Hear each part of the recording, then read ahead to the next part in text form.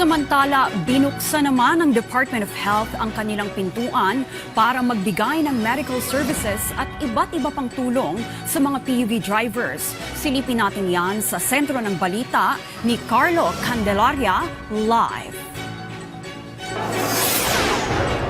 Trixie, humigit kumulang 300 tricycle at jeepney drivers ang naging benepisyaryo ng isinagawang Purok Kalusugan dito sa DOH Gymnasium sa lungsod ng Maynila.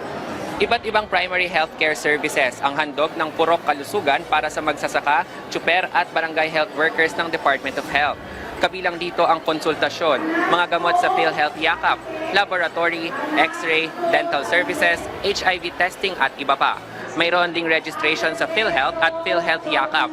Samantala, binili ng DOH sa pamamagitan ng Sagip Saka ang 6 na mga magsasaka mula sa Nueva Vizcaya Agriculture Terminal upang matulungan sila dahil hirap silang ibiyahe ang kanilang mga ani sa Maynila dahil sa taas ng presyo ng langis.